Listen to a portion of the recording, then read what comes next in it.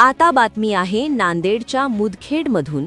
मुदखेड तालुक्यातील नागेली येथे खासदार चषक व स्वातंत्र्य सैनिकाच्या समर्थनात टेनिस बॉल क्रिकेटच्या सामन्याचे आयोजन गेल्या 4 वर्षांपासून गावकऱ्यांच्या वतीने करण्यात येते। प्रथमतः विजेता बक्षीस खासदार रवींद्र चव्हाण यांच्या हस्ते देण्यात आले।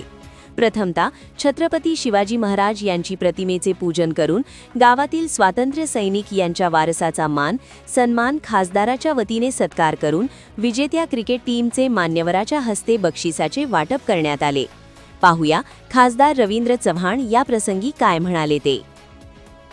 आज मुदखेड तालुक्यातील नागेली येथे नागेलीमधील संपूर्ण स्वातंत्र्य सैनिकांच्या स्मरणार्थ दरवर्षी म्हणजे हे वर्ष 4th आहे। गेल्या 4 वर्षापासून या ठिकाणी क्रिकेटच्या सामन्यांचं आयोजन संपूर्ण गाववासियांच्या वतीने करण्यात येते। आज खासदार चषकच्या माध्यमातून याही वर्षी या ठिकाणी सामने स्वातंत्र्य सैनिकांच्या स्मरणार्थ घेण्यात आले। आज आखरी मॅच होती आणि चुरशीचा सामना या ठिकाणी फायनलचा सामना झाला। आज या ठिकाणी एखादी टीम जरी हारली असली तरी त्यांनी खचून न जाता पुढच्या वेळेस अधिक जोमाने या ठिकाणी फायनलला आपण कसं जिंकता येईल याच्यासाठी तयारी करावी।